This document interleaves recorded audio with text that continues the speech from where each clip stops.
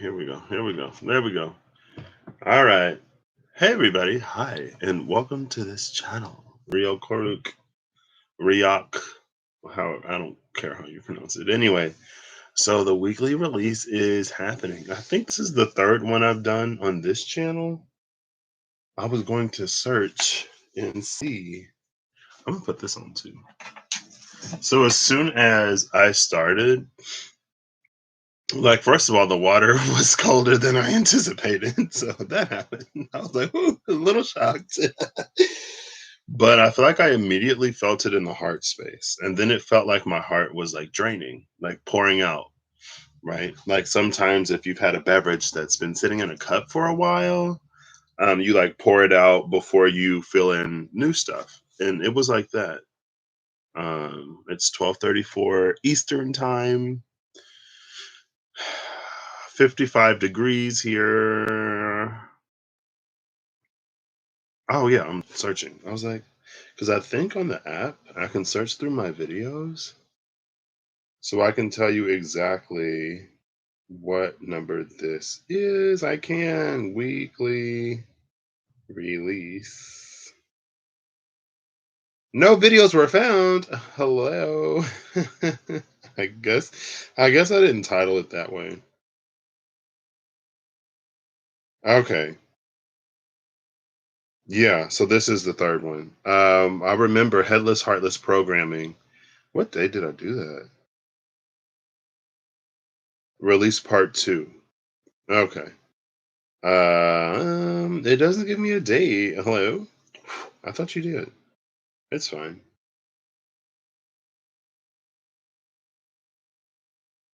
I'm sorry, but give me a second. So this will be release part three. And actually, while I'm here, I'm gonna go ahead and start a playlist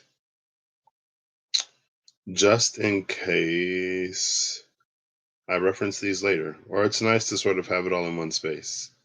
And I might, and I mean, I guess this is something that I said I'm going to be doing more, so it doesn't hurt. I have to create the playlist before I can add it to a playlist. Okay, that's fine. Bear with me. Hey, Mimi, how you doing today? You're listening while hitting the shower. I am soaking my feet. Whoo! But yeah, it's like I heard the noise and everything. It sounded like it was being filled up, like when you're filling a cup, that sound, but it was like releasing. So maybe it's a little bit of simultaneous activity. Well, it doesn't, in real life, it could be simultaneous, but it feels like it has to empty before we fill it, because if not, then we'll get like remnants. And going back to the loading and the buffering, like you're hitting a loading screen, that's why things are slowing down if you're taking the shortcut. The loading screen is the energy that you hit if you are more resistant to guidance in real time. If you're less resistant to guidance in real time, then it's like you'll be navigating the world as textures, as the environment, as characters, people are actively loading. And sometimes it can be a little freaky, or you can get a little lost when you sort of like reach your destination, or you reach a point, or you hear a voice before the character loads. Like when you, because you can't use your scenery as a guide anymore, because your scenery is actively loading as you're going along. And that makes me want to use the vice versa tarot, because the chariot in that deck, it's very much that energy of the path is being paved as you move forward. And so it's like, don't be dismayed or distraught or afraid of a path that you can't see in front of you. So it's like a hermit energy, but in motion, because the hermit illuminates his path with the light. And again, depending on how much we trust, things can like proceed a little bit more steadily, rather than us hitting a long loading screen and then like everything is loaded and now you can go in and you see everything, right? It depends on how you navigate and operate. And it's like how comfortable you are in like a high priestessy type of energy, because the way is not yet known. It's a lot more active. But anyway, I guess I'll go ahead and do this. This is part of the release. Oh, this is funny because I want to do more sixth house stuff. Did I ask you how you're doing today, Mimi? I don't think I did. How are you doing today? Um, I want to do more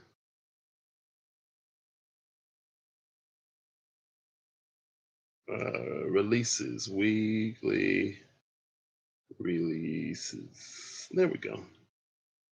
This is a public playlist. Create. Now I can go over here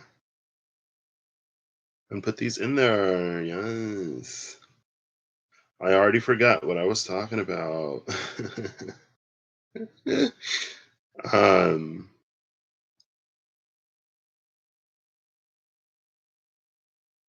Let me add these really quick. Oh, sixth house, doing stuff. Um, yeah, that's what I want to start doing. I want to get better at that sixth house stuff. So I'm going to be doing it a lot more intentionally. And this is one of the things that I want to um, add to my little rotation, at least for now. There we go. And then I can come in here and I might as well do this now. I guess I can also get over the like, if you don't know Roman numerals, this may be a little difficult after a minute. But yeah, I didn't use Roman numerals. I used the alphanumeric or whatever. The reason why I just put the date on the video, first of all, the reason why I put the date on the video is because so often, like something will happen, or you'll hear me be like, "Oh, I talked about this. Hey, Eve, how you doing today?" I'd be like, "Oh, I talked about this," and I was like, "Oh, but when was it?" And I'll have a rough time frame, and so if the date is on the videos, then I can go back and look. I was like, "Oh, it was around this time," and then boom, I found it. Right? Um, oh, look, I changed into my blue shirt. I have a light blue towel. This is the towel I use for my foot soaking. I have a light blue tub. Um, so anyway, what was I talking about? This is something that I want to integrate into my process right now. Um, I want to integrate back into the process. I think, oh, that's what I was talking about. Sorry, I'm a little, well, y'all are probably used to it by now. That's kind of how my brain works. The reason why I just put the date sometimes is the first part is so that I can find it. Second part is I have to have a title when I go live. And the third part is because, like, if I put the title on later, it may not circulate as much depending on what the title is while I'm live, which reduces the audience. So that's also something for me to get over when I feel it, right? Not every video has a title before I do it because then it comes about, right? So that was that. I just created the playlist where you can see the other ones if you want to. I might go back and look at them. And in part one, I had the ramble. So I can't remember if all of the release happened in the ramble. I think it did. And then I might have linked in the description box before or after that. I don't remember fully. It was a long time ago. Um, but yes, let's get into it. So I'm going to ask Siri to pick a number between 1 and 399. That'll give me some majors in the deck to start with. I'm using the Spencer's novelty cards, novelty tarot cards. Who's that? Oh, the Four of Swords is at the bottom of the deck. The Vampire. I feel like, honestly, though, oh, and the Ace of Cups giant well behind that, and the Magician, the Warlock. I feel like this vampire is us in some ways only being able to navigate in the dark, not being able to see, experience, or exist in a space of a more absolute truth, because a more absolute truth in an earthly, structural way is a lot less defined.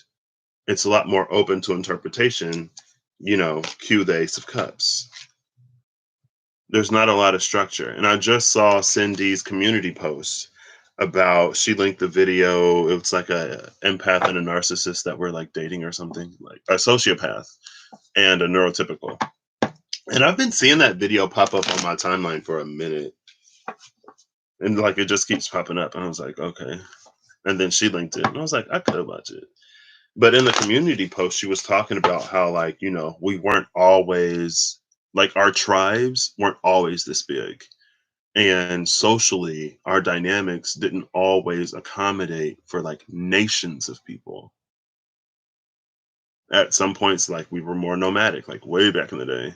We were more nomadic. And then if we had tribes, they were smaller. And so it's like, well, what is a personality type that sort of naturally existed back then that, like, time and evolution has sort of phased out because they don't work as well in the group, or they're not as selfless or whatever. So,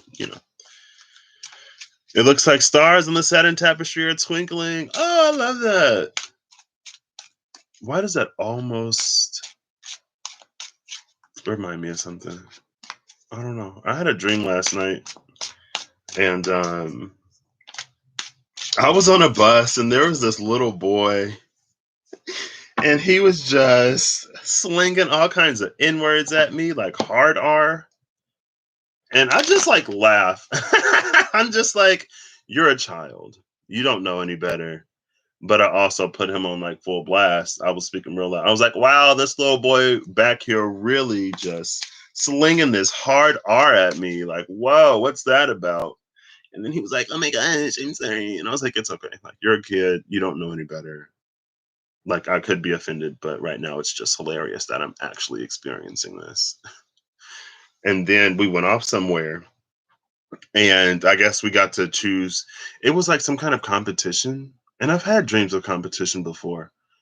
Um, and I decided to partner up with a kid. And I think the bus drivers in my dreams lately have been people that I know. Like, the only person I know on the bus will be the driver. The driver of this bus, he was my intro to synthetic biology and genetics engineering professor. In real life, he's bald. In the dream, he had dreadlocks. And he had like a mask thing, and then like the mask would come up, but his locks were like out the back. It looked pretty cool. And he was like, "You gonna partner up with this kid? Like, you know what you're about to do, right?" And I was like, "Yeah, he'll be fine." And I was like, "So, because what matters most, like, I'm gonna be here to emphasize his power of belief. And so, if he believes that he'll be whatever, or if he can imagine it and then believe in what he imagines, like, he'll be able to compete on my level." And so, like, I was holding on to, because we were at the stairs as the bus was moving. So I was holding on to the rail and then holding on to him, keeping him steady. And then we sort of formed this bond and connection. And then because like the whole thing was I was adding my energy to his energy through the space of belief, right? And so I'm holding on to the rail as the bus is moving. And so he lets go of me, and he decides to hold on to the rail as the bus is moving. So we're both holding on to the rail as the bus is moving, right? And then he lets go of the rail and he falls. And he's like, what happened? And I'm like, why did you let go of the rail? Hello? Like, what did you think would happen? So that was funny. Cause I'm like, even like I'm holding on to the rail myself, girl. Like, yes, like more power to you. I'm glad that you can feel what your belief has the opportunity to allow you to do, girl. But at the same time, if you let go of the rail while the bus is in motion, and if the bus suddenly stops, you may fall. Like, that's just how life works. That's physics here on Earth for you. You may not, but he fell and he cried a little. And I was like, you're fine. So I actually woke up before that competition happened. And then I had another dream that also involved a different kind of competition. But in this one, I was kind of sort of like the underdog or whatever. I don't know. The King of Pentacles did come out, the leprechaun. I feel like it's like lots of abundance that come in, I don't want to say in small packages or in small ways, but it feels like it could be easy to overlook the magnitude of abundance that this opportunity presents because it doesn't look as sizable. on first glance. Or it could be a little easier to miss if you're like me and you don't really look down and you have narrowed peripheral vision, so you already can't see the ground.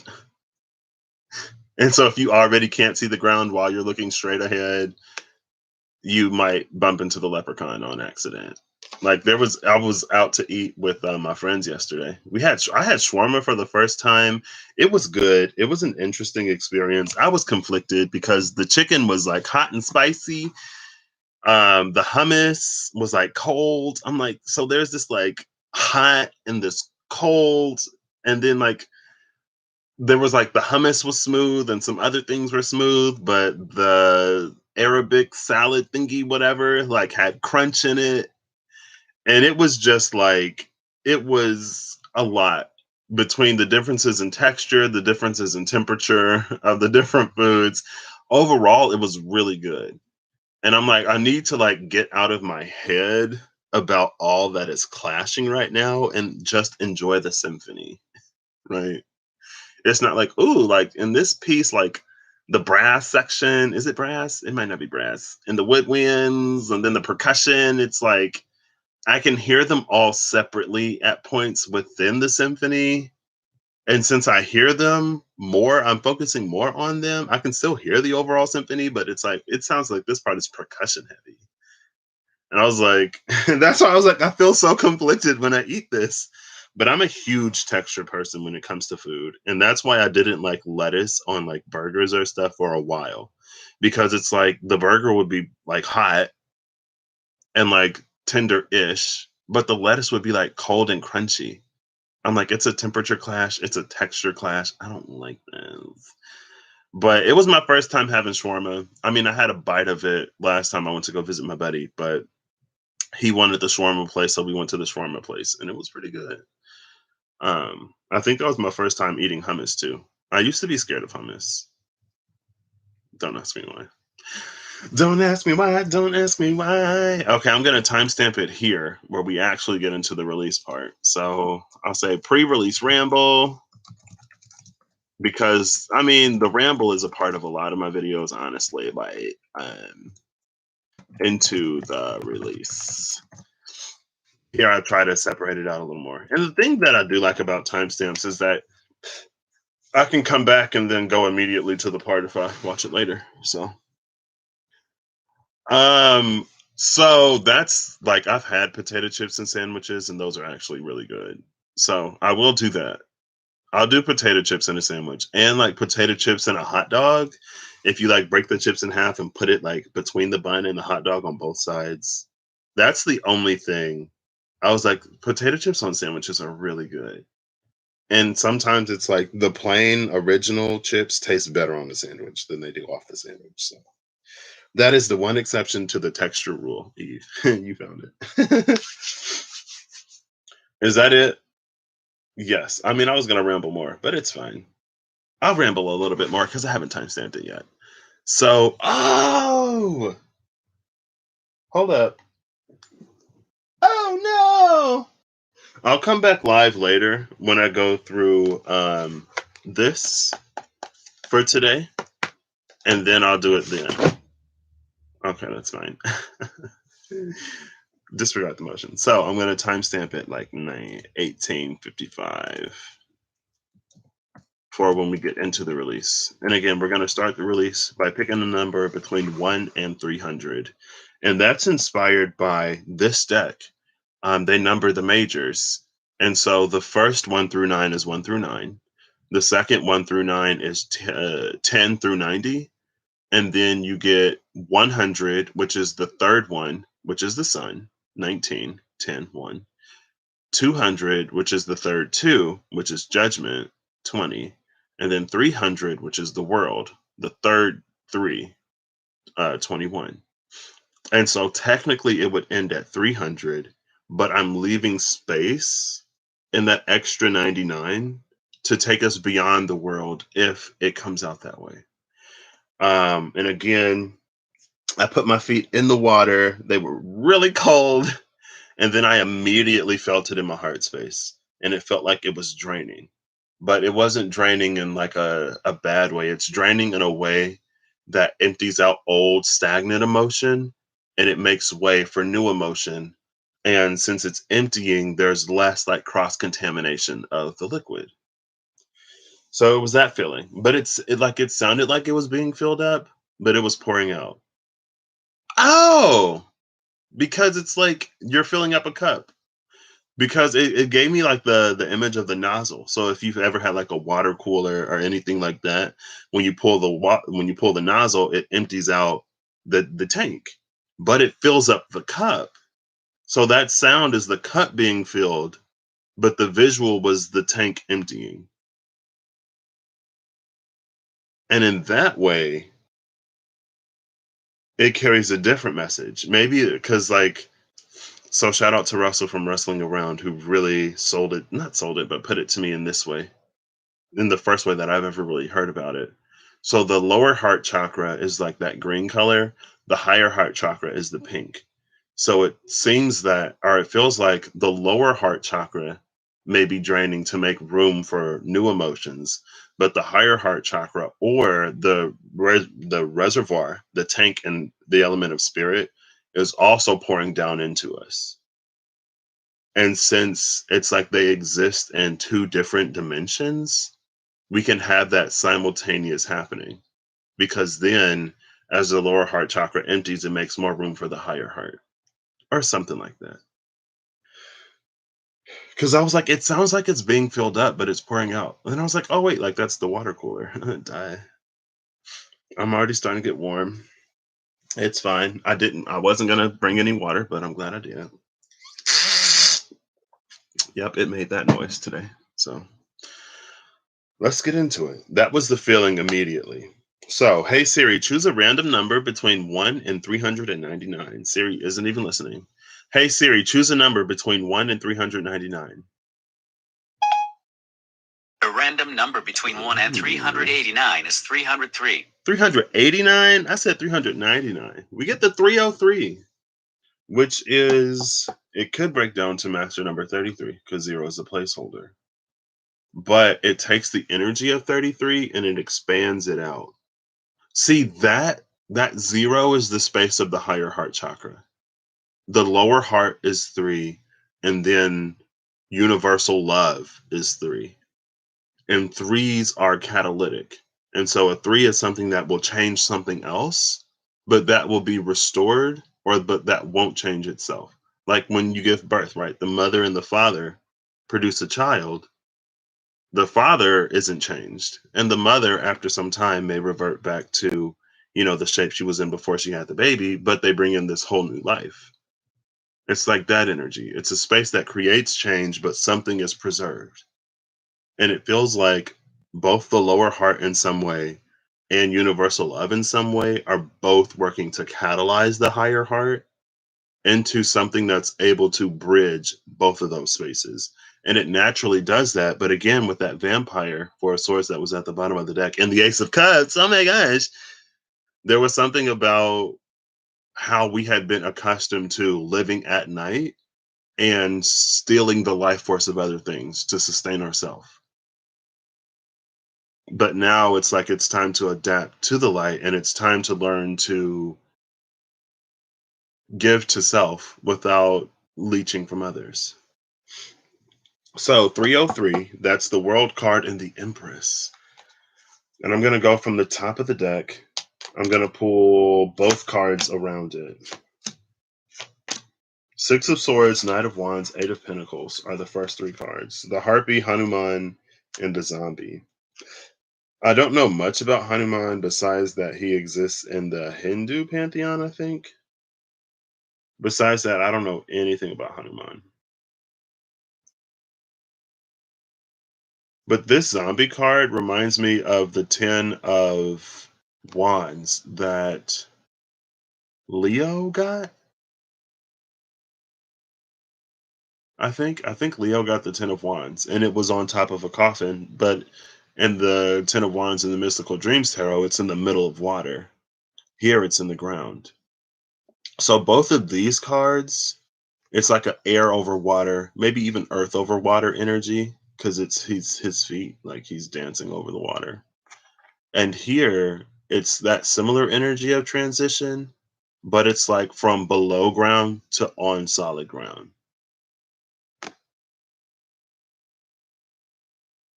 And I guess it's given me a little bit of that vampire imagery as well, right?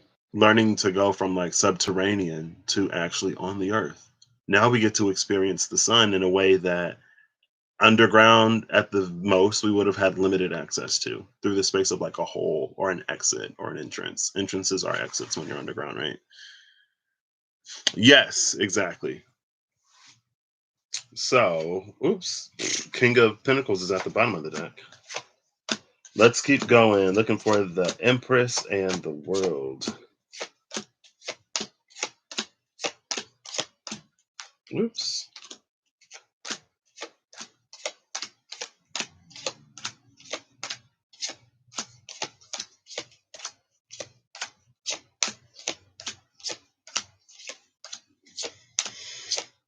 Here's the World. Oh, Ace of Swords, Quetzalcoatl, or Quetzalcoatl. I've been talking about Quetzalcoatl a lot lately because the journey of the evolution of the snake. The snake lost its legs, but then it gained its wings. We have the Ouroboros, and I'll leave this card face down. Here's the World card. We see the Star of David, I think, symbolizing the masculine and the feminine. Masculine, fire; feminine, water, with a glyph of Mercury in there. Mercury being the like divine hermaphrodite, has both masculine and feminine qualities. And this Ouroboros is in the shape of an 8 instead of that traditional 0 imagery. Ouroboros came out in the Orphan, but it wasn't biting its own tail anymore. It had outgrown that.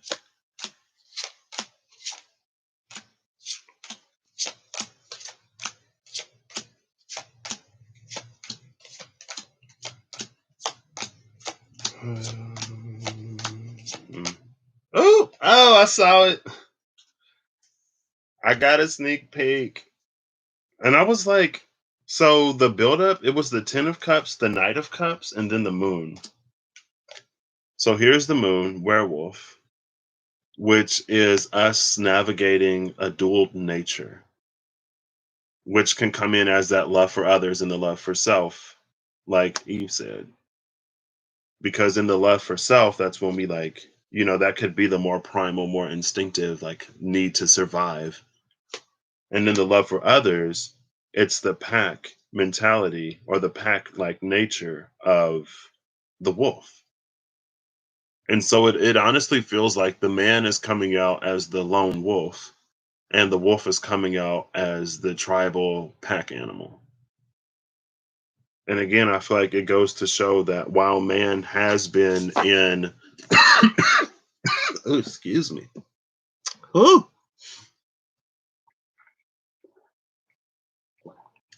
While man has been in larger and larger and larger group settings, it's like he's also gotten more and more and more selfish and self-focused. Because as the community that he's involved in increases, it also increased competition in a way that made him more on the defensive or made him more concerned with like those immediately connected to him. It's increased competition that drove man to this space. Bottom of the deck again is the King of Pentacles. So we have the Knight of Cups and the King of Pentacles sort of sitting outside of this. I'm going to grab the Diceology cards and then I'm going to put a card on top of each of these and we'll see. I guess this makes sense for the weekly release, right? Because now what we're doing, like I said, like the lower heart chakra is releasing, universal love is pouring out, and they're meeting in the space of the higher heart.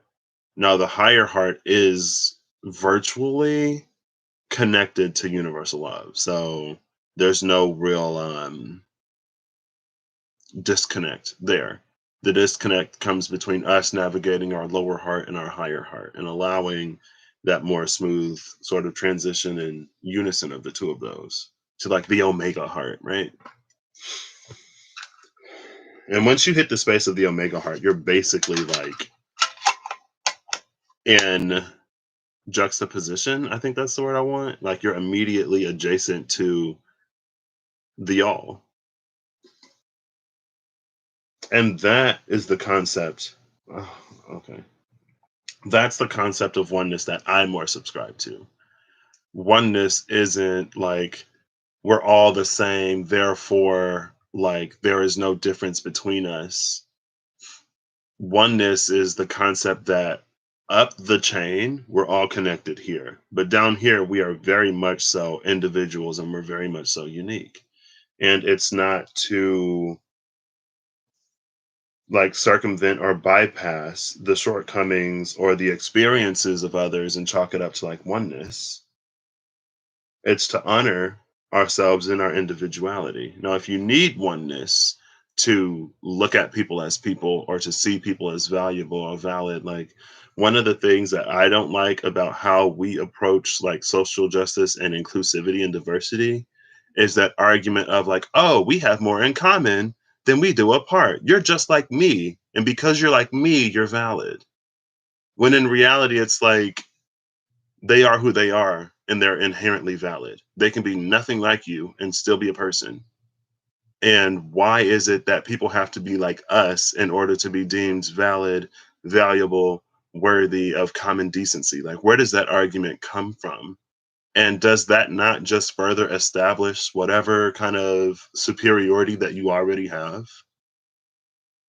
If they have to be like you, well, like, who made you the standard of what humanity is and what should be worthy of receiving certain things. Like, and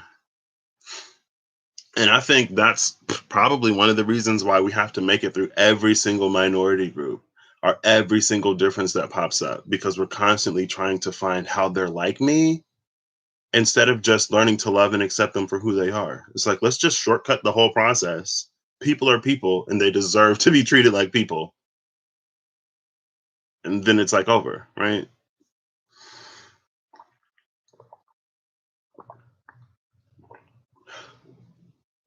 But as long as we continue to need that, oh, you're like me, you're like me, you're like me, it's going to make that process of connecting to the all the more slow. Because to connect to the all, you have to really like get that, right? It's like now you're connected to, it's like you've moved from being connected to 1% of the all to 1.00001% of the all to 1.002% of the all. 1.2% achieved. And it's like, yep, just the rest of the world to work through now. Let me go out and find how they're like me. It's like, okay, no. That's just my own personal pet peeve with how we handle it. Because again, I don't believe that somebody has to be like me to be worthy or deserving of anything, but also I've had a minority experience. So in some ways that can make it easier. Like whenever I watch movies or play video games, or engage in a lot of literature, I have to practice being able to see me in someone who looks nothing like me. And for a lot of people in the majority, wherever the majority is, like they don't have to do that as much. And so they'll see a film or they'll come across a piece of media with a character who doesn't look like them, and then they won't be able to connect to the story at all. And it's like, well, that just goes to eliminate and illustrate where you've been stunted in your ability to connect to people because you've never had to. You've never had to try to find that link in someone because you've always been able to find you or see you in some way. You've always felt and you've always felt entitled to being shown in the way that you've wanted to be seen, whereas other people have to practice finding themselves in others. And it's not to say that just because that's your experience that you're automatically going to be able to do that because there are a lot of minorities who can be just as not great to other minorities as anybody else. But it's just, being given that opportunity to do it. It's a system that hasn't served anybody, honestly.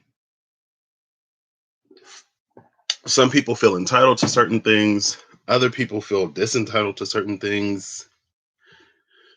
It's weird. Yeah. So let's get into this. That's what's in the space of being released as we come into oneness. And I feel like a lot of times we can use like spiritual buzzwords, or we latch on to something spiritually and we hold on to that up here. But when it comes to the lower heart, or when it comes to things down here, that same consideration and compassion is limited, if not absent. And if you can't ground it in your lower heart, if you can't find it in you to do something like down here with it, I'm not gonna say that it's not gonna happen for you, but it feels like it would make the journey and the path a lot more um, arduous and long.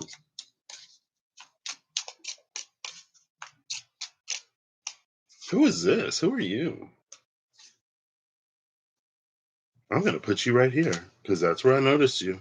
The card that went on top of the moon was already flipped over.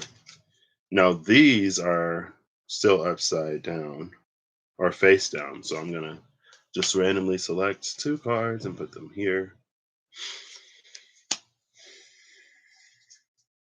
Bottom of the deck: a shift in the wind, a leaf caught in an eddy, the birth of a new language. My friend, we were taking pictures of her yesterday in her graduation, and the wind kept blowing the arms of the gown or whatever. And I was like, oh, those are the winds of change coming to carry you towards your next destination.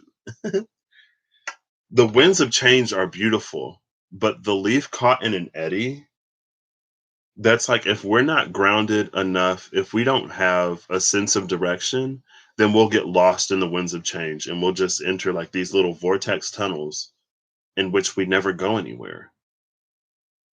And it's because something is missing. Maybe the way forward is blocked, but the winds of change are still blowing. But if you have those blocks, what it's going to do is it's going to blow you up against the wall and circulate around because it's an enclosure.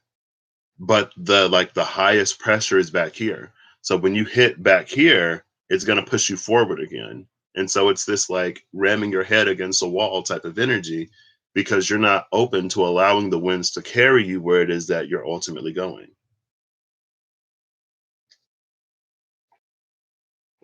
Again, like if it can't ground itself into the lower heart, then it's like this thing will always be sort of something outside of you. And I know Amanda said it, yeah, the day before yesterday, because I didn't do anything yesterday. And I remember that energy came out a while ago. Not a while ago, it was like maybe the day before, of that like we're moving spirit from something that is like all around us and it's everywhere we go, to something that is within us, to something that dwells within us, to something that dwells within us and is all around us, to the part where it's like we are this permeable little membrane that can contain but that also allows things to pass through. And we can't do that if our own heart has so much distance from the more divine heart. And it things have been set up that way intentionally. So let's get into this. So around the world card, this isn't I'm actually going to read the diagonals. So I'm going to read the ace of swords, the world, and then the card that came out as the mystery for the empress, and then the moon, the empress, and then the card that came out as the mystery for the world. Excuse me. What else? So we did end up going beyond the world and we reached the Empress, which is interesting because the energy of the Divine Mother has been coming out lately. And it's like, this is the Divine Mother. I would say it's the Divine Mother that exists outside of the world, but the Empress 3 happens before we reach that point. And so that's the space of connectivity within us, but it's like a dead terminal. It's like a dead battery. It's like whenever you're trying to troubleshoot something and you call the company and they're like, well, everything looks good on our end. So the issue exists on your end and we're going to have to send out a technician. So the divine is sending out its technicians because well, it makes sense. The problem doesn't exist out here. The problem exists within us.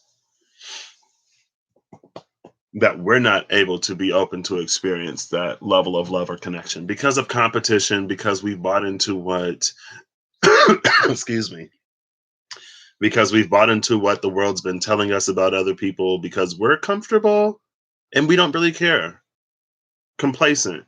And I remember, and again, I'm not trying to be like cause drama or whatever, but I remember when Russell did that, like, what's coming to your country video. And somebody said that they don't believe that the average American is racist and that things are being like overly sort of emphasized right now. And I would say that I believe that the average American is more complacent and complicit than anything. So they may not be outright like discriminating and making things harder for other people, but I feel like now it's starting to shift more. But before last year, the average American probably didn't care too much. Average American is like, I got enough to worry about.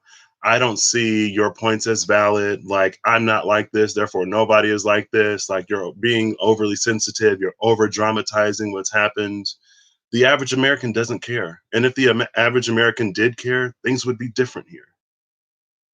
And I think a lot of people don't want to be branded as a racist because it's something that's like terrible. But the average American is more upset with being called a racist than actually being a racist. The average person is more upset for being called out on what they do that is wrong than actually being wrong.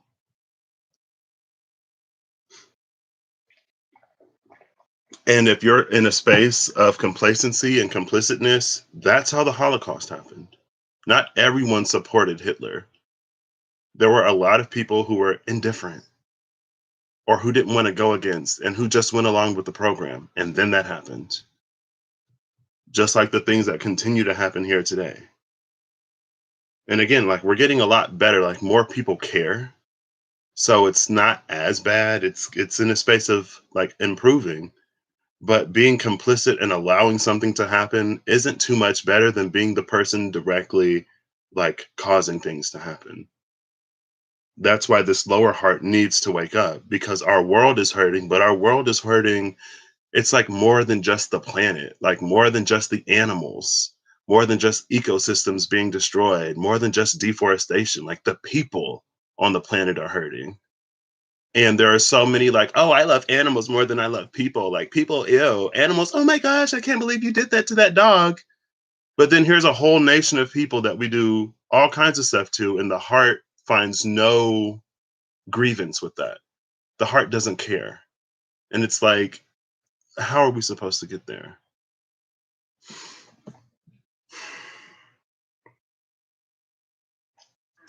But it's fine. Things are changing. But that's why this is the empress that exists within the world. There is no divine feminine energy here. There is no divine masculine energy here. There is almost, I don't want to say no divinity within the collective, but the divinity is buried so far within us that if there is, just like the subterraneans, if there is any expression of divinity within us, it'd probably be like a very small amount.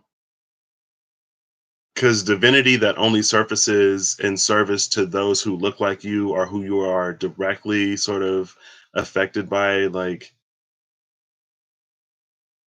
I don't know, the divine is so much more expansive than that. And that's why things have been what they've been for so long. That's why we've been as disconnected as we've been. Because when everyone's living life, when everyone's busy, when everyone's concerned with feeding their own families and caring for their own, they don't have the capacity to care for anyone else, apparently. And if things are more accessible for more people, and that triggers a perception of, well, like, if we treat other people better, if we elevate other people to the same level that I'm at, then it's going to increase the competition and it's going to make it even harder for me to do this. And so, for the sake of keeping my place in this sort of system, I will continue to refuse this to others. Not because they don't deserve it, not because I don't look at them as equals, but because I don't want things to be harder or more challenging or more difficult for me. And again, it's like, is that any better? That's how we can, like, going back to the other day, like, we play the villain, but we convince ourselves that we're not. And that's the beast and the werewolf is the man. The wolf and the werewolf is that which naturally exists. It's weird because it's like, as people, we walk around with such darkness sometimes that when we become the werewolf, then we give ourselves permission to act out on the horrors that is the man within us. But we blame the beast. Like wolves are just out there going after everybody. So we're gonna do the wolf, the empress, and then this mystery card. So the reason why I took this is an accurate depiction of true to life tale, liquid light that carves its way through night. It's more of the accurate depiction in a true to life tale. Like, this is the nature of man. This is what man has become while he's been being civilized, while he's been building cities, and while he's been separating himself from nature.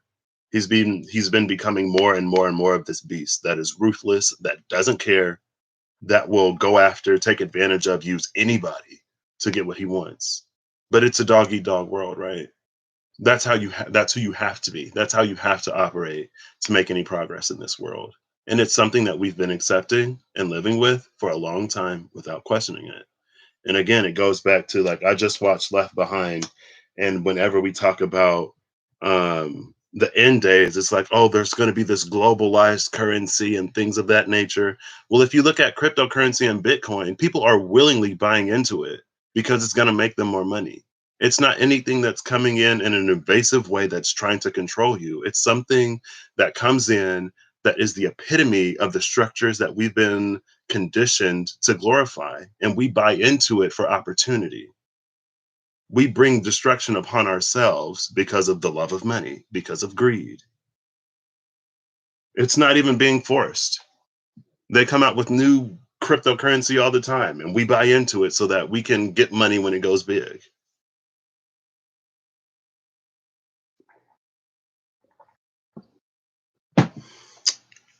The mystery card here is the Page of Swords, the Headless Horseman.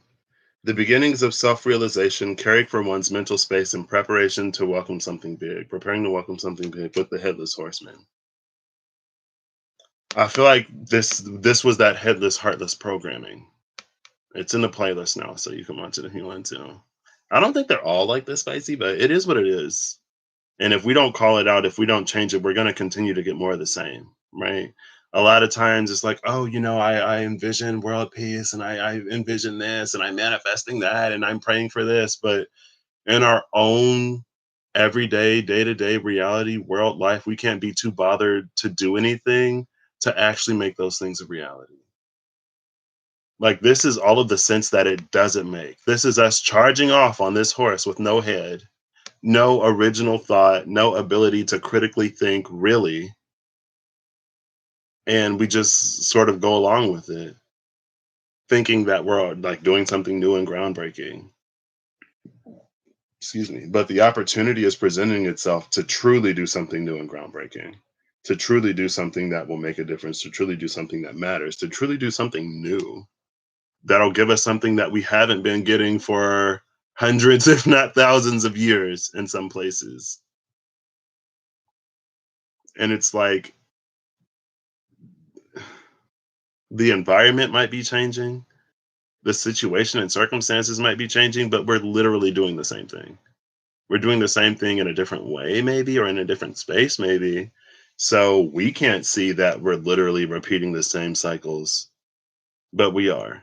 And we repeat cycles in so many areas and facets of life that when we finally start to see it, it's like, oh, like, wow, I've been doing the same things over and over.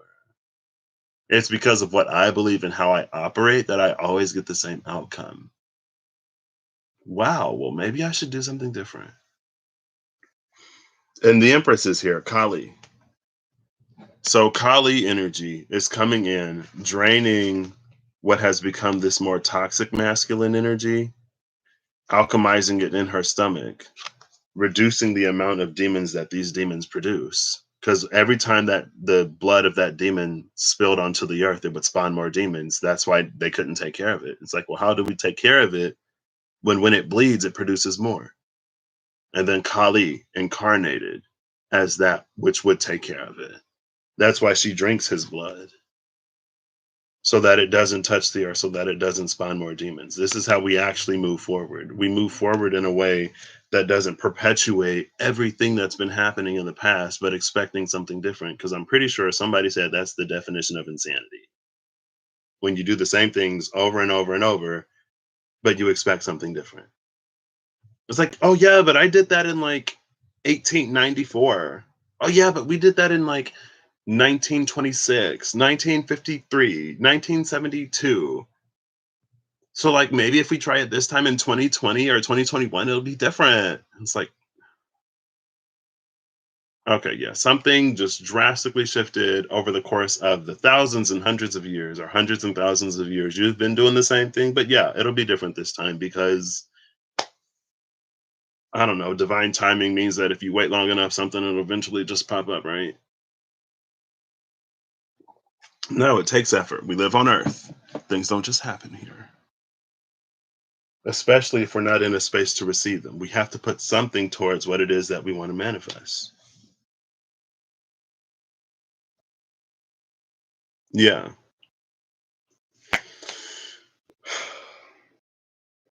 And I feel like people really weren't in a space to get it because we were so busy taking care of ourselves or trying to take care of ourselves to notice or to care.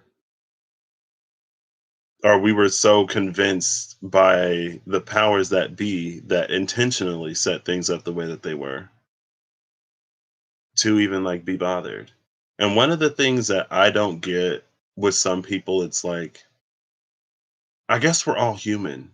At the end of the day, regardless of how spiritual we are or regardless of how connected we are, we're human. And so we can be so like on the growing edge, on the frontier of spirituality and consciousness in some ways, but then just be so blind in others. And again, I feel like what 2020 illuminated for me more than anything was the way that the typical spiritual person did their shadow work. And then it's like, okay, well, it's no wonder why you keep hitting the same dark nights over and over. It's no wonder why there are these crippling sort of like fears that you can't navigate past. It's no wonder why you're as blocked as you are. Because when challenge presents itself, instead of facing it and owning up to it, you plug your ears, run away, do anything and everything you can do to feel better in the moment. But feeling better in the moment is sacrificing resolution. And it's just continuing to build this up. What you're doing is you're causing the tower to strike even harder next time because you're not fixing it. So then the divine is like, oh well, I guess they didn't hear me the first time. So let me say it a little louder. I guess they didn't hear me. Let me say it a little louder. I guess they didn't hear me. So let me shut the whole world down and hope that somebody gets something because this world cannot long continue as it is. Now, I believe that we're going to get there. I believe that enough has already shifted and changed for us to be there if we choose to be.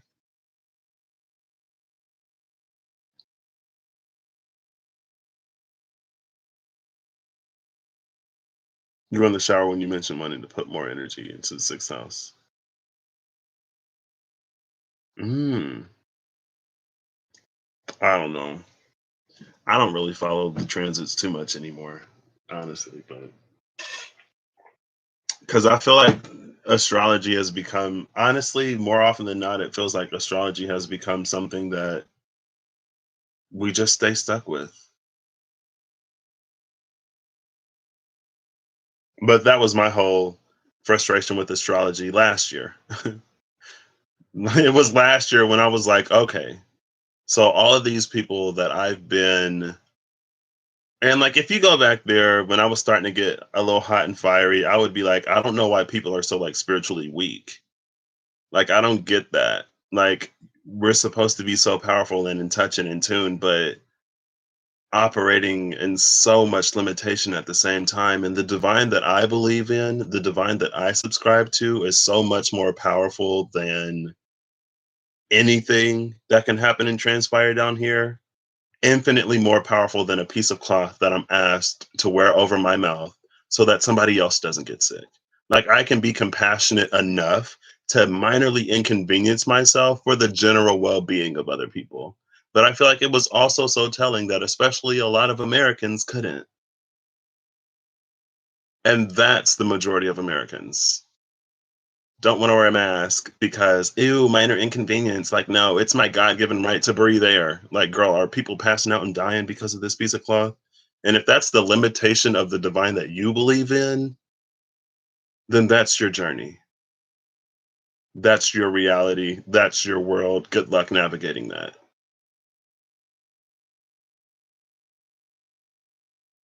It's the limitations that we choose to believe in that really keep us the most stuck, rather than the ones that we try to break.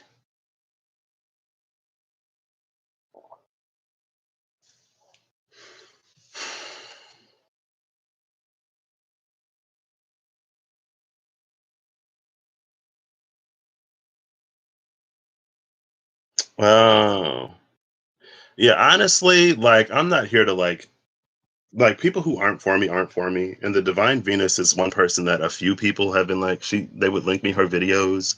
I don't remember which video it was, but I'm just like, yeah, she's not for me.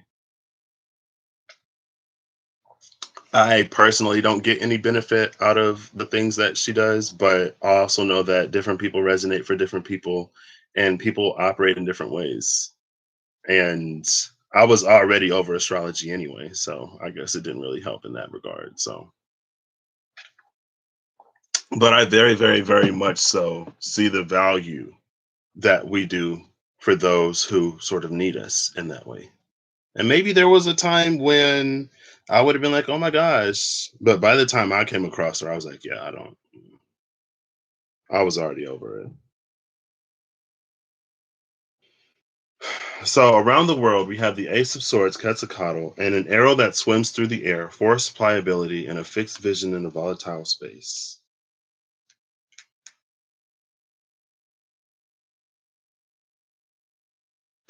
Especially Quetzalcoatl. We have two snakes here.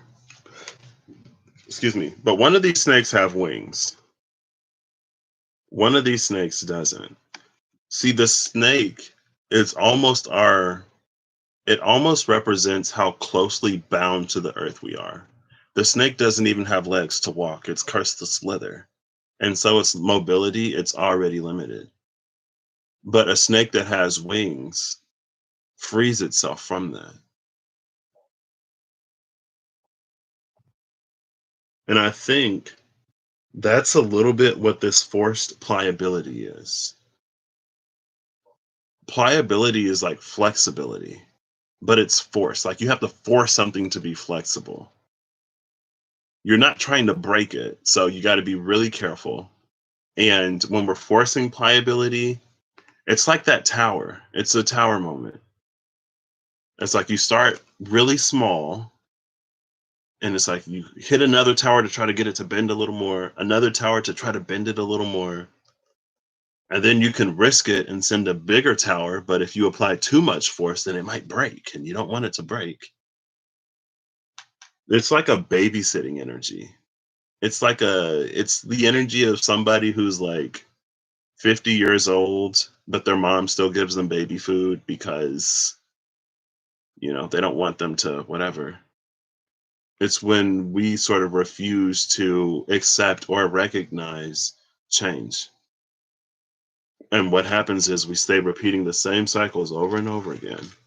These are the cycles that the earth was stuck in, right?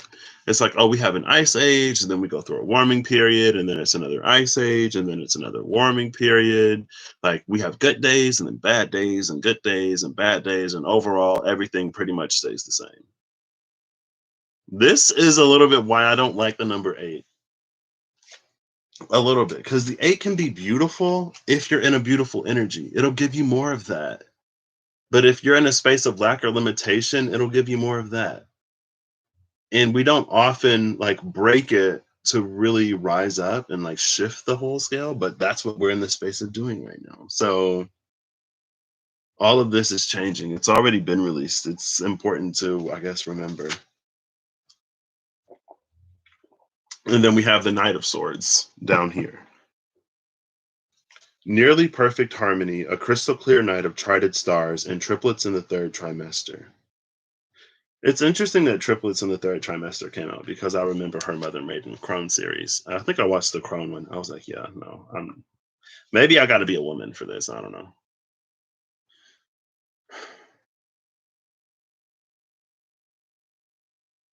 Oh, yeah. And especially after last year, I was like, I'm not going to indoctrinate myself in systems that, for me, have limited use. But I've always been like that. Like, it's been my journey since I started my journey not to find anyone who completely 100% resonates for me, or not to find anyone who resonates enough for me to just like really buy into them. I'm like, yeah, I can see this, I can see that, I agree with this, but you lost me. And then sometimes too, I feel like we can read and we can be these spiritual sort of like lights, but at the same time, for some people, you can really see the hurt and the pain that they go through or went through as they teach or as they serve. And it's not seeing what they went through in a way where they're open and vulnerable about it, and then they've had their own journey of coming out of it. It's like you can see and hear what they went through, but see how it still affects them and see how it still impacts them by how everything is sort of like tailored. Because of regardless of like the divine is absolute, truth is absolute. It's the tool, it's the radio, it's how closely we dial into the frequency, it's our own perceptions and experiences sometimes that can filter things in a sort of way. That's like it's this long tunnel of like shifting, changing filters, changing colors. It comes out like kaleidoscopy. And we receive this kaleidoscope and we try to piece it together. And I think sometimes you can see where it's like things have been broken and fragmented and shifted, and like there's been filters put on it. But also, as humans, a lot of times we sort of look for that which will confirm what we already believe, or we look for that which will align with what we want to believe or with what we want to see. And that's why the high priestess energy can be as tricky as it can be, because high priestess is information that almost exists without context. And everything we do, we put through the lens of our experience, like we're human. It's not a bad thing.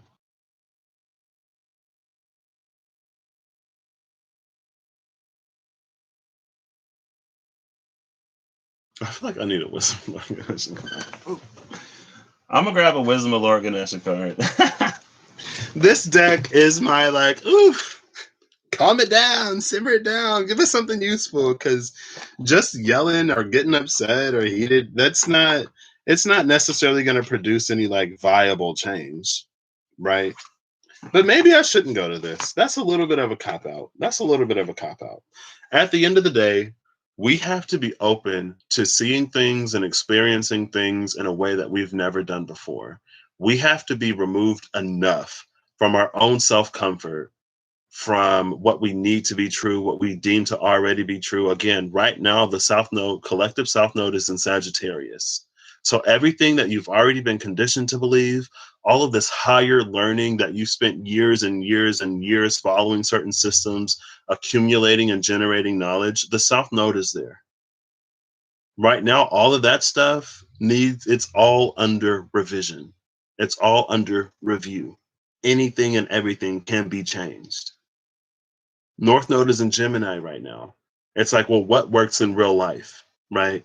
Like, what are people in the street sort of doing outside of the people locked away in universities and all kinds of places so far separate reality and the everyday person that whatever they theorize and hypothesize has almost no actual real life application.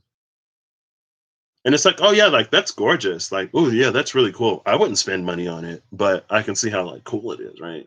Like I don't need that. I don't want that. I have something that does the same thing for like a fraction of the price. That fraction being like that thing costs 100 times more than what I already have. And I'm perfectly satisfied with this.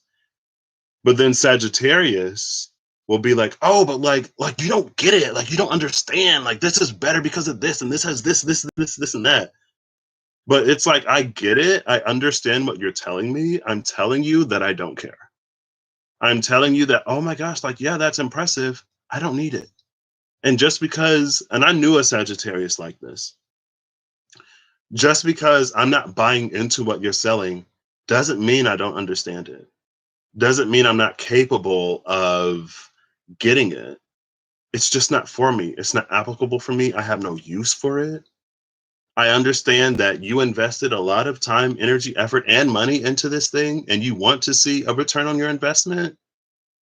But maybe next time, invest in something that people actually want, or invest in something that actually has real life, everyday application.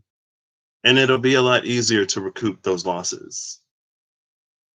Because I don't know too much of anybody who cares enough about whatever you're peddling right now to buy it.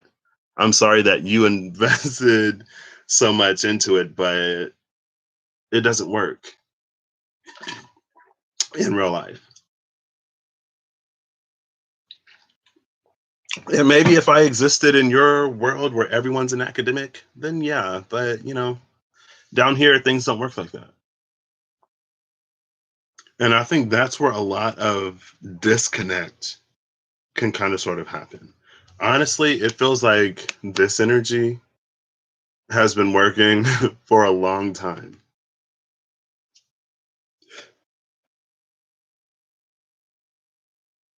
But it almost also feels like there wasn't enough Empress energy to keep that.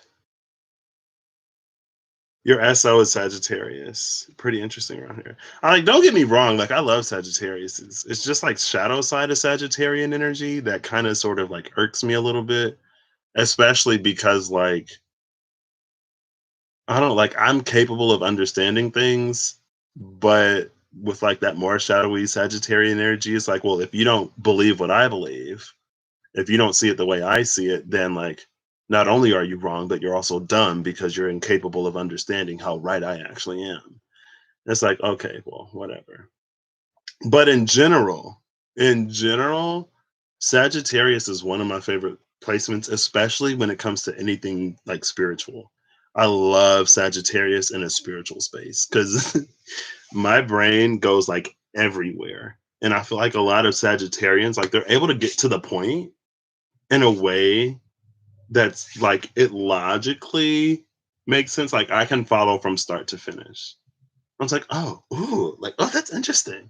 Because my brain will take like this whole roundabout, like, I don't know. Like Sagittarius is Jupiterian expansion, like unilaterally or unidirectionally. Pisces is Jupiterian expression in like every direction. And it's like we eventually get to the point, maybe. And if your Mercury is in Pisces on top of that, it may make it even more roundabout. And if it's retrograde, you may never get there. So. But my North Node is in Sagittarius also. So I'm bound to have some challenge with the energy of Sagittarius. Right. And it's also my challenge to learn to get to the point. Excuse me. You don't live out the shadow of it too much, though. Yeah. You're a Sag rising, so you're aware of more than they think you are. My mom is a Sag rising. I was very not confused when I found that out because confused isn't the word that I want. But she's a Pisces with a Gemini moon. So I see a lot of like Pisces Gemini in her.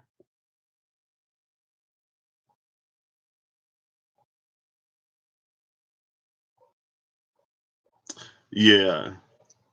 With that, like for me, a lot of times it's like a resonance thing.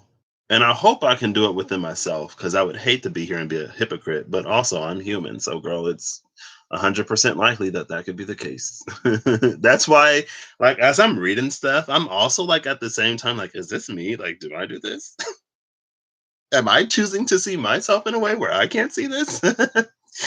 um, your grandma's Mercury's in Pisces and she doesn't get to the point. Yeah, it's difficult.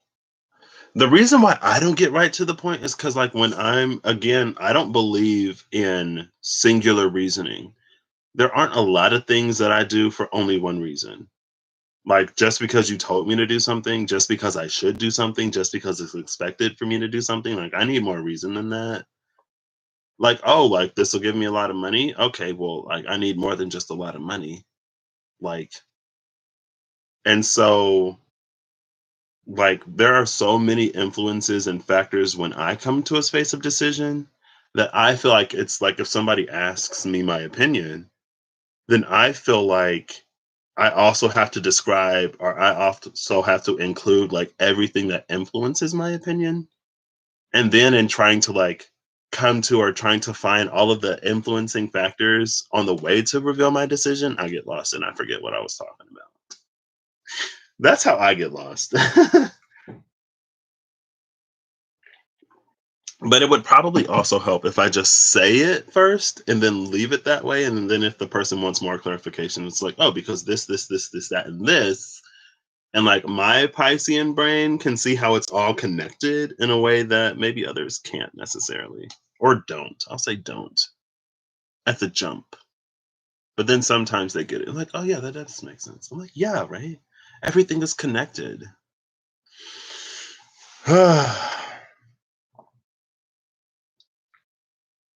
Okay. So I'm not gonna run to Lord Ganesha to try to clean this up for me. The cards on this side are beautiful. Maybe where we have been rushing around, not seeing the disconnect. With the Knight of Swords, there is an evolution of this energy. Also, this is interesting because, again, so for the world, how it came out, it started with the Ace of Swords, ended with the Page of Swords, and then the Knight of Swords is right there. So the last time I ran through the Farmer's Almanac, it was like April to May 6th or 5th.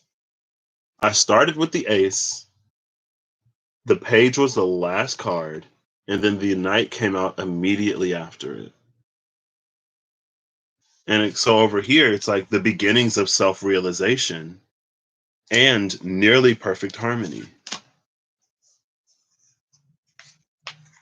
A crystal clear night of charted stars. That crystal clear night of charted stars is when we literally see every single star in a constellation and the lines that connect them in the night sky.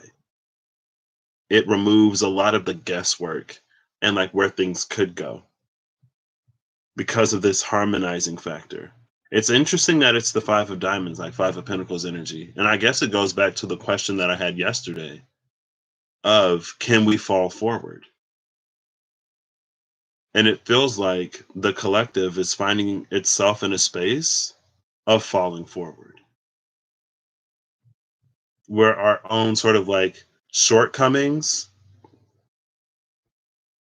I don't want to say shortcomings, it's like an energy, it's the energy of a mistake that ends up becoming something brilliant, right? I don't know if it's true, but it's like somebody on the Sandwich Isles in Canada, question mark, was trying to recreate French fries because they heard about French fries and they sliced the potatoes too thin. But because they sliced the potatoes that thin, we get crisps. Now we have chips. Chips aren't French fries, but I'm glad that the world has both chips and French fries. And there's so many mistakes that end up, so many things that didn't go the way that was initially intended that ended up working out better. And this is a lesson for me to not get so hot and so fiery. So again, shout out to Russell. Because last year when in some of his readings, I think a lot of the pick of cards and in some of the things, it was this energy where I was like, I feel like things down here like did not go according to plan. Like I feel like humanity and the collective was supposed to be a lot further than it is. I felt like we were supposed to be a lot more connected than what we were. I feel like it's almost the energy of like, how do we get so far off track and not even realize it? I was like, everything down here is wrong. But through the space of his readings, through the space of interacting with him in those spaces, and through his white world bridger energy that is my natural challenge, I was able to come to the realization and accept the fact that not only does not everything go perfectly and according to plan, but more often than not, it is the mistake or the misstep that illuminates something even better or brighter. It's through choice and will and happenstance that situations and circumstances can work out even better than originally anticipated. And so that for me was the beginning of like learning to allow. And it probably took me because that would have been, I think I found Russ in July. It was either like late June or July because I remember I found Russ before the 8-8 portal because he was talking about the Lion Cub portal that was going to take place at some time. And think I found him. I think it was like right before Blue Lunar Storm, if I remember correctly. It was somewhere in that space. So from that space, in like July, August to what was it, like April, May, I finally was able to grow enough to allow the world to be rewritten or to receive, allow the world to be rewritten, allow for things to work out better than originally planned because of the detour. And I think you could probably hear it in me, just like we all sort of display our wounds, how frustrated and upset I can be with people who like I don't like people who like are dismissive of people. And I don't like because like I don't like my own feelings to be dismissed or invalidated. I also don't appreciate it when other people do that to other people, especially when someone's like, "Oh, well, I didn't mean it that way. You're being too sensitive," or like, "Learn to take a joke, haha, lol." And it's like, I don't like that. I am very much so not a fan of that, and you could probably hear that in all different ways, shapes, forms, and applications when it comes out. And like we will really go around thinking that like, oh my gosh, I'm such a good person, or they're a good person, and it's like true, because good is comparative, but they could be better. Everybody could be better. But Myra's day sign was your challenge. Was that you've definitely taken it down a bunch of notches over the years. Virgo sun. Hey, we it's a balancing act. I feel like that was me like last year. I don't have any Virgo in my chart, but when that Leo Sagittarius came online, oof, and it was like everything probably that I was experiencing or noticing and not saying.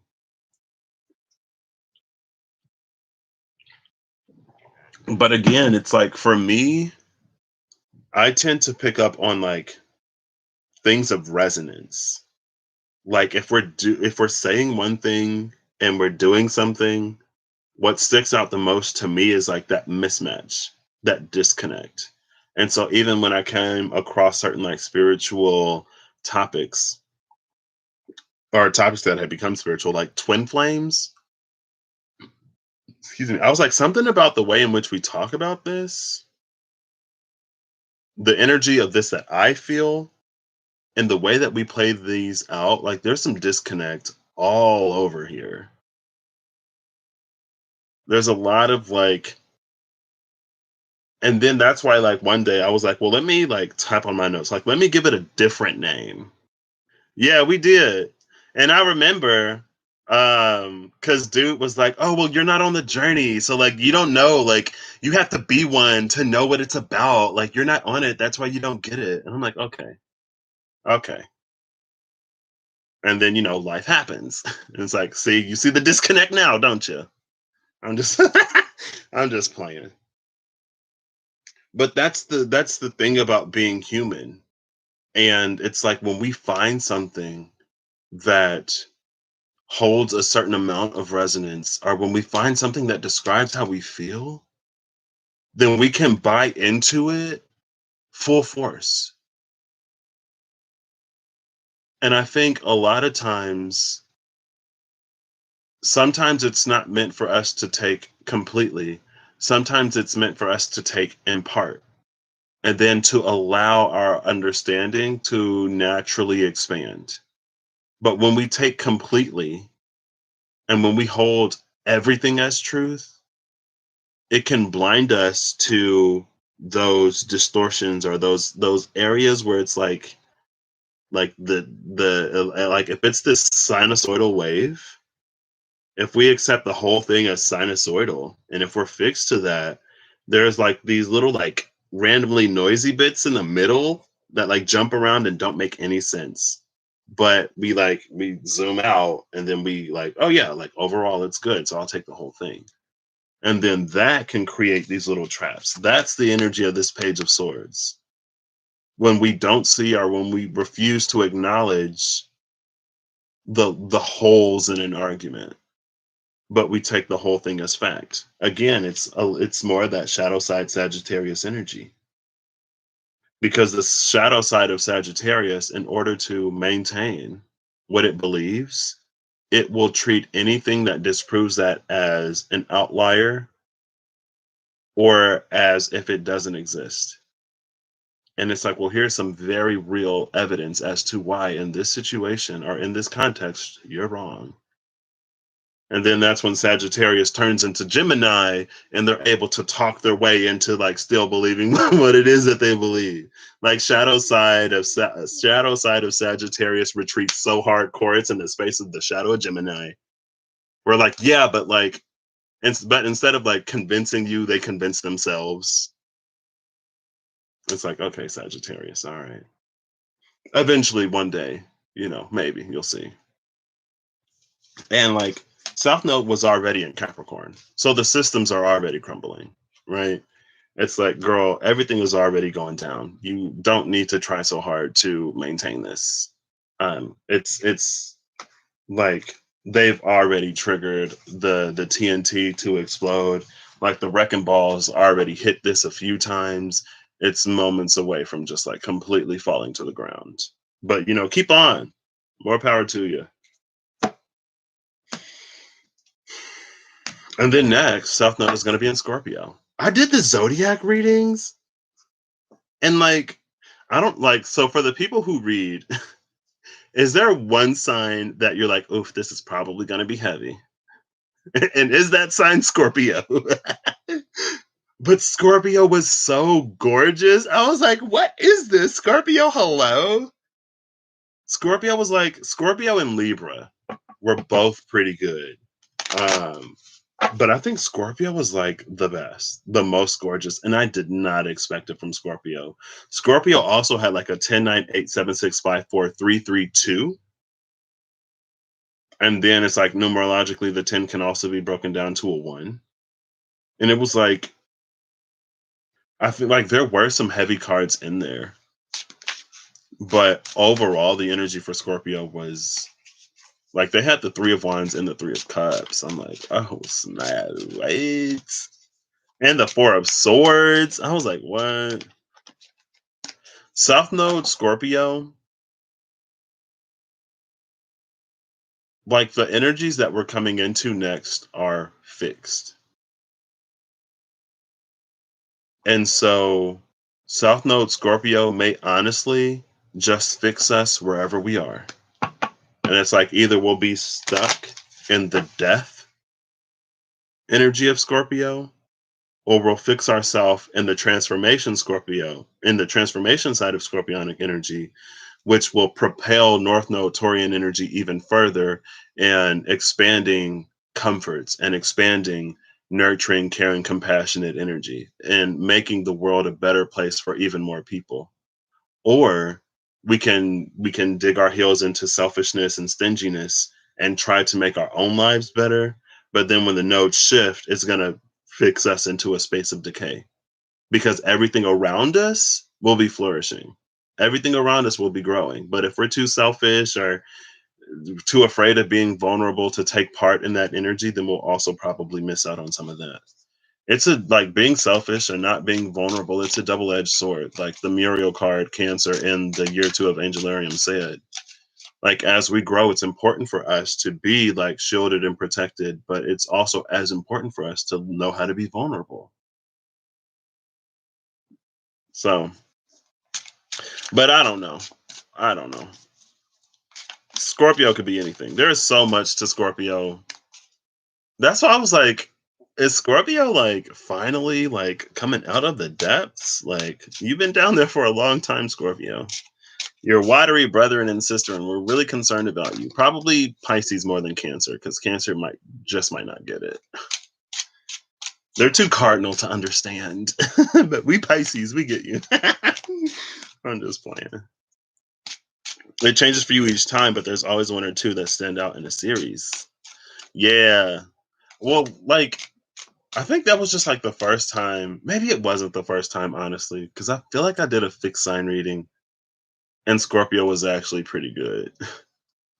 But I was just like, "Ooh, these are pretty heavy, Scorpio. All right, lay it on me, Scorpio." And Scorpio was like, actually, it's not that bad, girl. Like, we've been doing work down here. So, like the chaos that the collective was plunged into, like, we've been down here.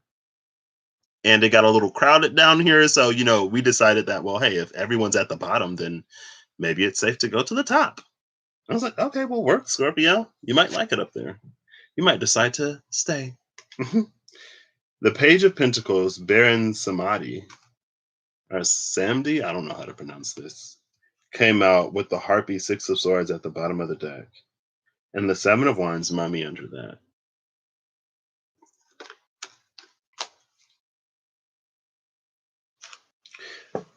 The mummy in this card and this Seven of Wands always intrigues me. Today, it feels like an energy that is ready to rise. It could be something that was prematurely mummified, so it's like actually still alive.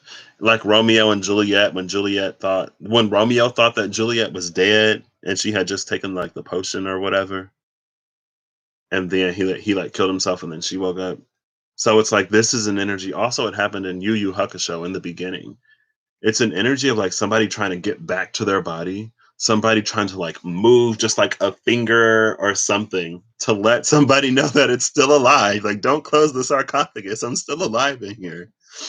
This was this was my faith in the collective like last year. When the collective was like, I still got a chance. Like I was like, I don't know, collective. Things are looking pretty dark. I don't know if you can do this one because things weren't this dark before. And you kind of sort of dropped the ball. But when it was game time, the collective came through. And honestly, like, I believe we're going to make it. So, fourth rate Scorpio, the warrior and esoteric, because they already been through it and know how to navigate through it to help others. That was the space that Scorpio was like, that was the energy that they were coming to.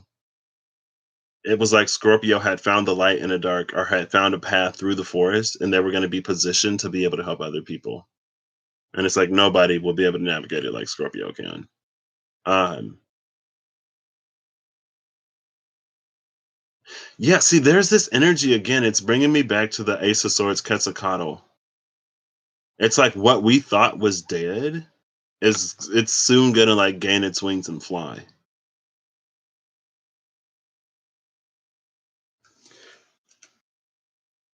Now, this Page of Wands, this feels like an old King of Wands.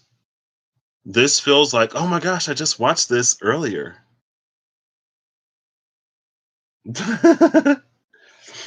Sometimes I speak in potential and opportunity. And potential and opportunity is gorgeous. It's what we do in real life that kind of makes more of it not realized or manifest. But,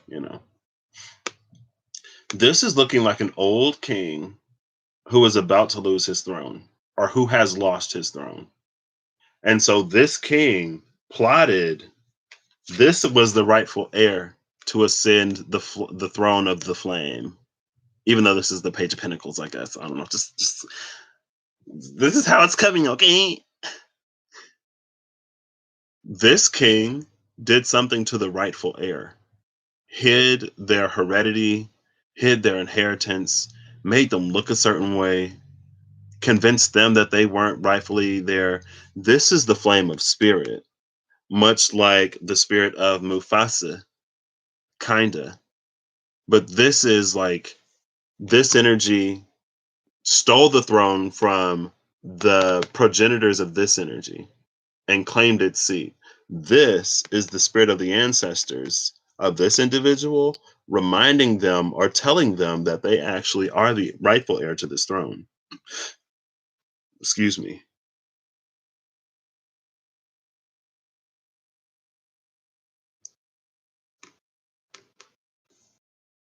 And it feels like that's why this energy is working so hard. This is an energy that wasn't able or capable of becoming anything more than a page itself, but it had some kind of advantage or opportunity to depose or to stunt everybody else. And because it stunted everybody else, no one could even reach a page. And so we treated the page like a king. But here is the inherited will of the true kings and queens, of the emperors and empresses. Here's the vision of what it could be that far surpasses this. And the reason why it tried to like put this energy in this sarcophagus and lock it away and bury it under pyramids and like thousands of gallons of sand or whatever is because if we ever discovered the truth of this, we would see the truth of this. And then we would see how like immature and juvenile it really is. We would see how incapable of, it's like a lot of current systems will sell you a dream. It's like the American dream. But how many people do you know are just out there living the American dream? How many Americans? What's the percentage of Americans in America living the American dream? We market and we brand the American dream so well that people come from other places to buy into the American dream, and then maybe they experience a little bit of that American dream. Maybe they experience a little bit of the shadow side of America that they didn't see before, right? But either way, we see how immature this energy actually is, and we see why this energy works so hard to make itself look so good by making others look so bad.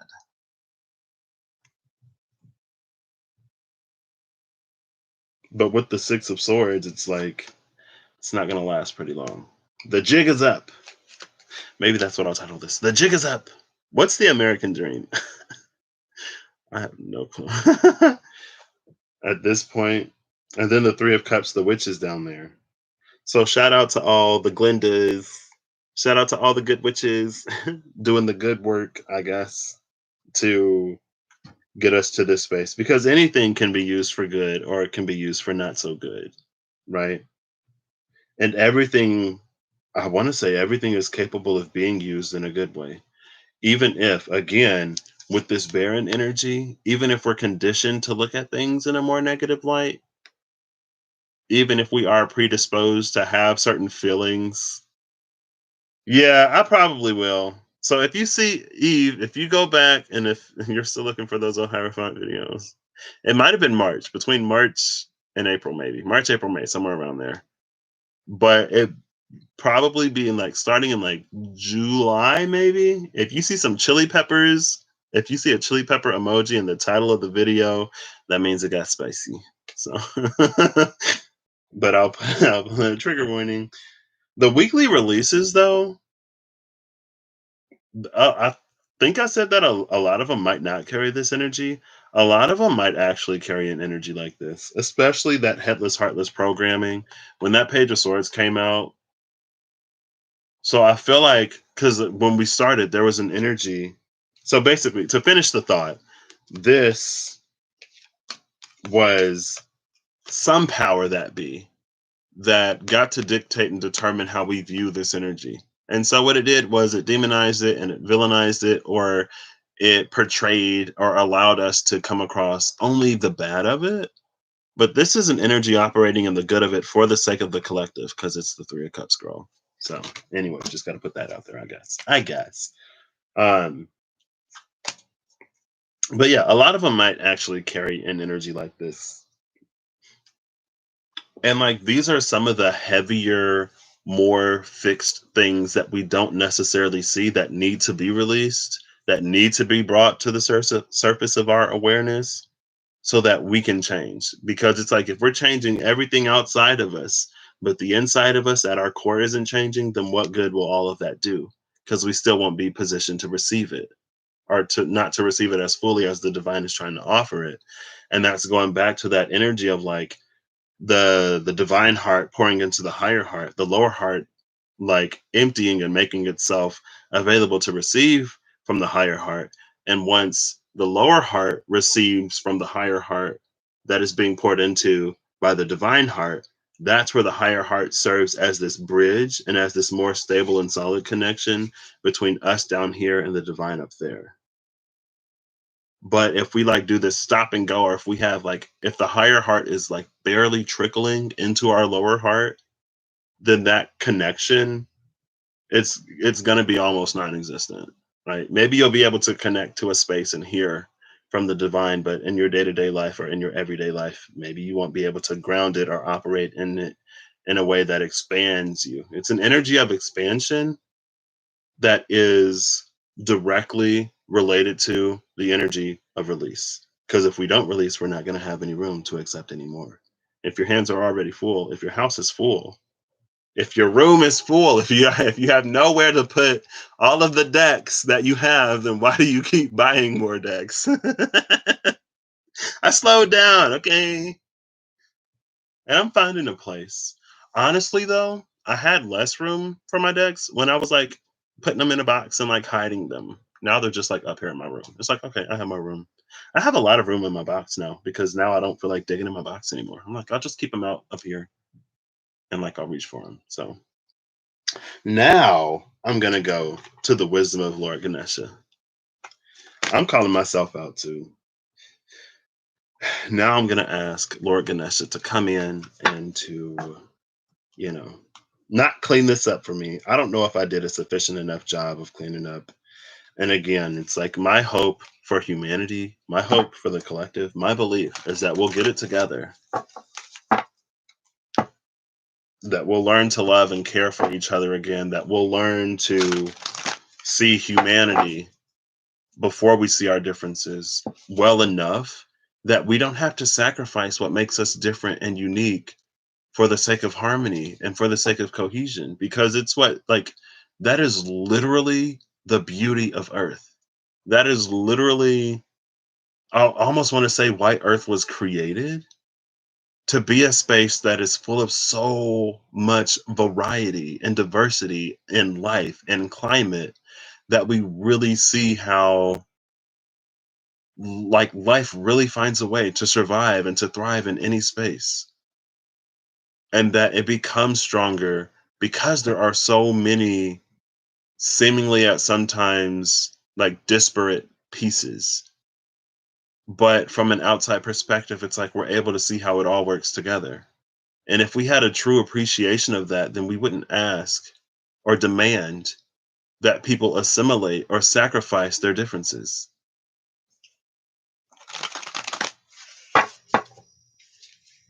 I don't know. I feel like, honestly, I feel like the divine is always there supporting. I feel like it's more of a matter of us being in a space to receive it.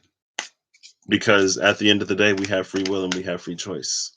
So the divine mother can do all that she wants to do, but if we're not going to listen, just like the rebellious teenager, if we're just not going to listen and go out and do what we want to do anyway, then it doesn't serve us much.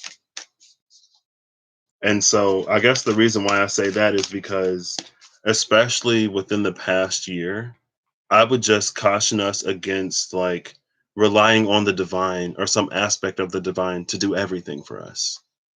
Because at the end of the day, we have choice and we have will, and we can choose not to follow the paths that are laid out for us.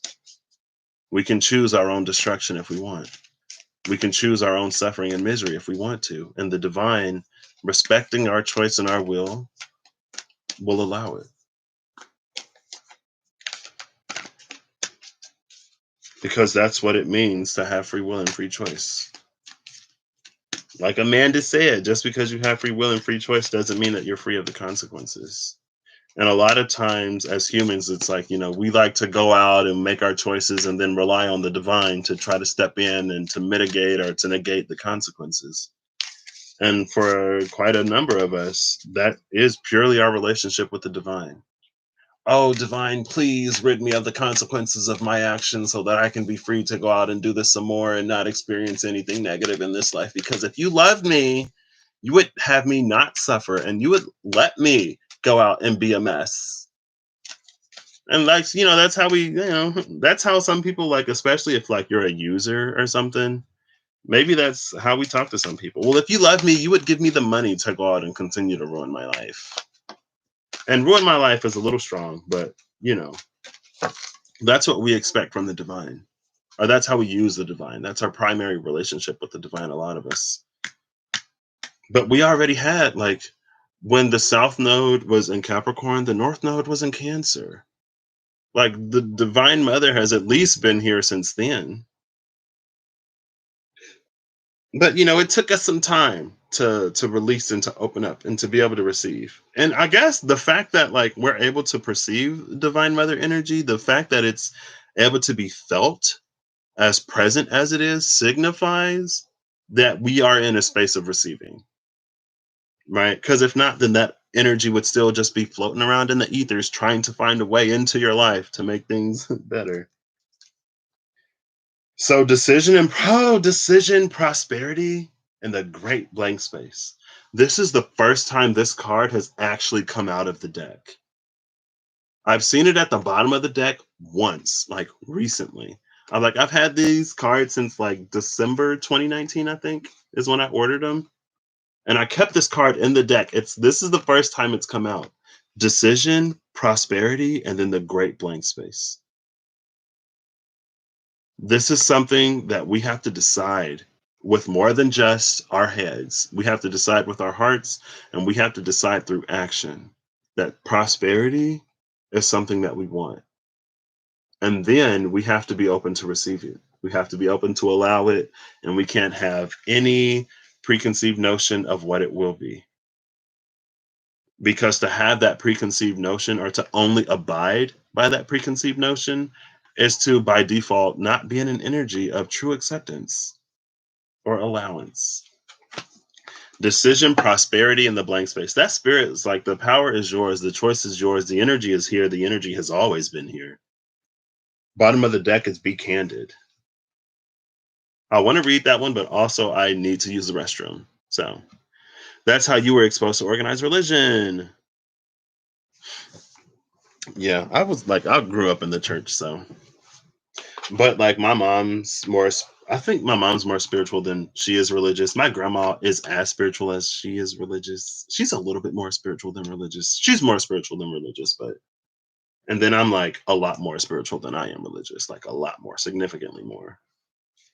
Not to say that I'm not religious at all, I guess, because when I find myself in a place that I know I can't do nothing, I pray to Jesus.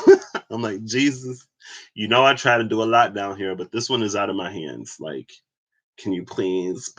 Like, I don't ask for a lot. Sometimes I'm like, oh, I gotta break down and pray to Jesus. Oh no.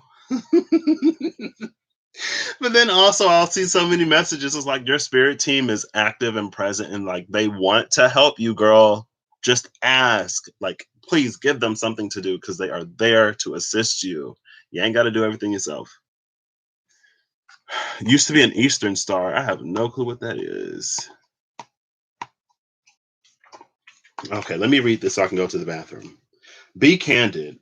It is essential to express your truth even at the risk of standing out.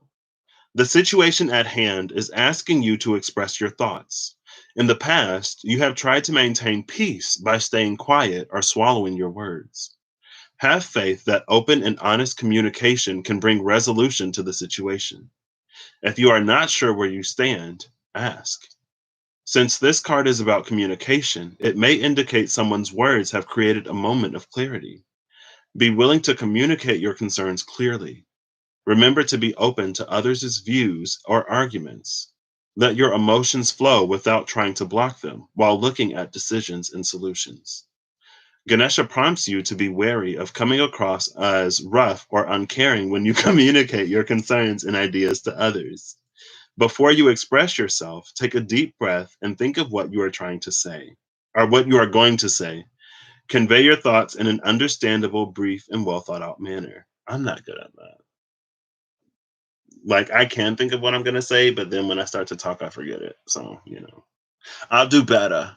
I'll do better. Right. I'll put up the trigger warning. I'll put a few chili peppers in the title. I'm still working on growing and expanding myself. Could I present the information in a way that's less abrasive? Probably.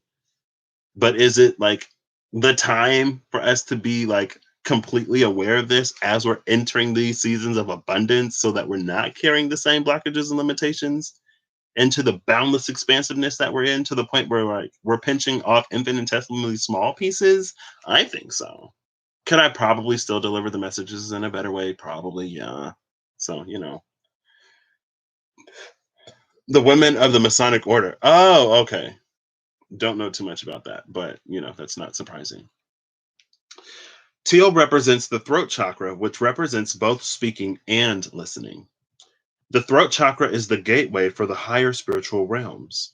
When your throat chakra is activated and balanced, there is a diminished chance of miscommunication and misunderstandings. You are able to express yourself as a spiritual being. You are a good communicator, speaking honestly and from the heart, as well as being a good listener. You are able to ask for what you want and need from others. You are able to express yourself individually and creatively.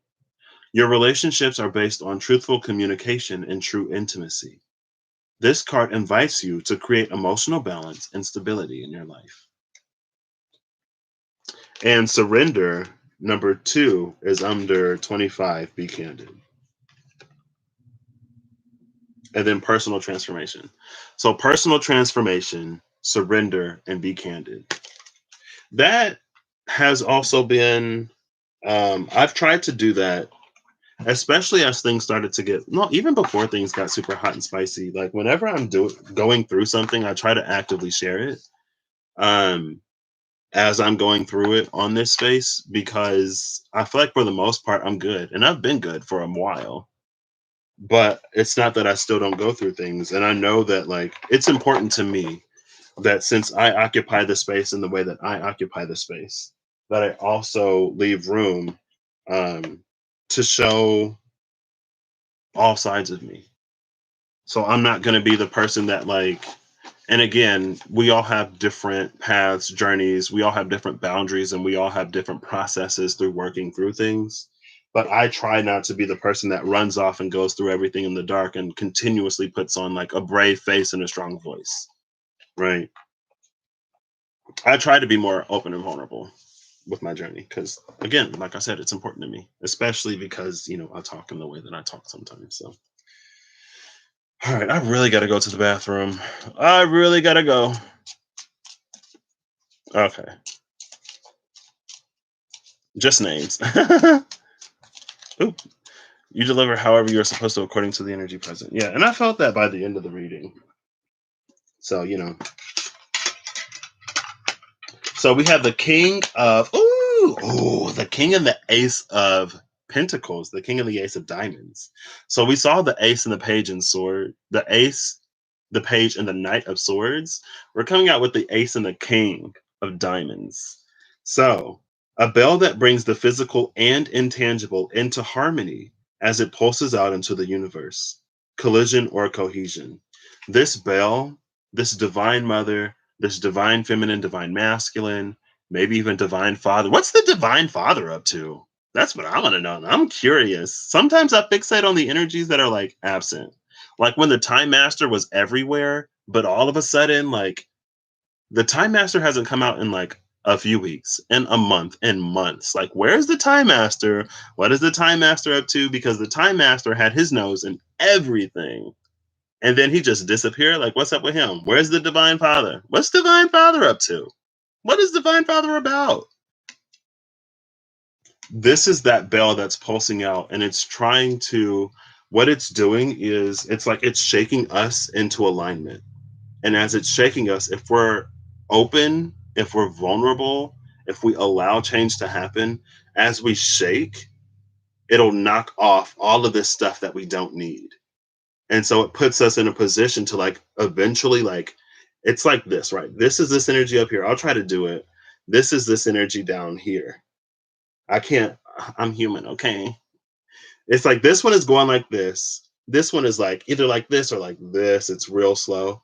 And so it's trying to like match us in pace. And as it does that, it's like knocking off all these things that don't work to the point where it's like we start to align with this energy. And now we're vibrating here. And once we reach this, then it can carry us higher and vibrate faster type of energy, if that makes sense. Like it feels like that's what this bell is doing. And either we'll catch on to that vibration, that frequency, either we'll enter those spaces or it'll just like almost in some ways not destroy us, but it'll cause more collision than cohesion, right? The energy is what the energy is. It's our ability to align to it that will determine whether or not, you know, this is going to be when matter tries to occupy the same space, the very fabric of reality is ripped apart. And then the ace, oh, I love this.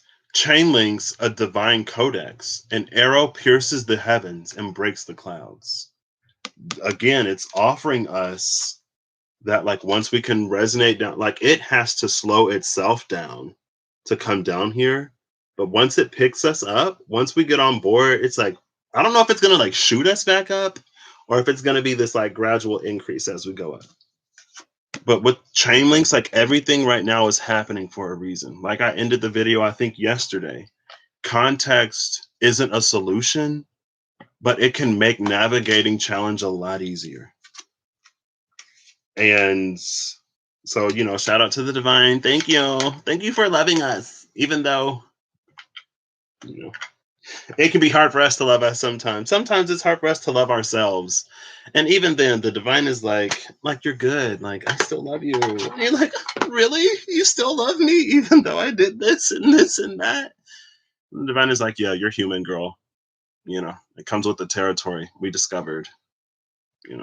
It's not as easy down there as it is up here.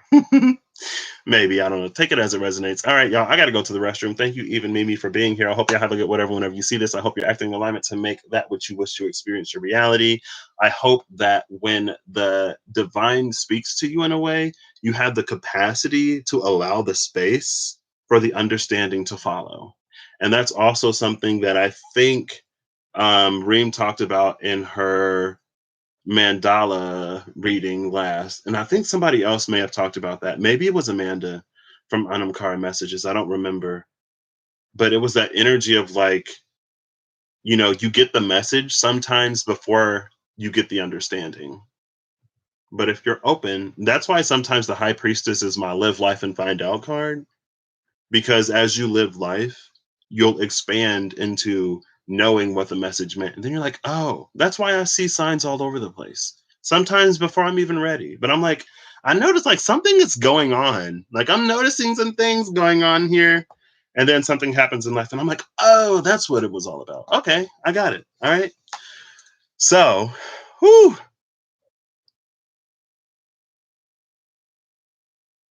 it's an fact. Oh, it did. Eva's going through the Egyptian zodiac right now. And I think, Mimi, you were the one who linked it where I found out that Geb was my Egyptian zodiac sign.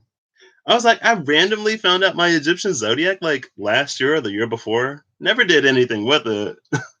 But oh, yeah. So, all right. Her none of your business card. I do that sometimes too. Or it'll like if the high priestess comes out, sometimes it's like everything that I'm about to tell you, you already know in some way.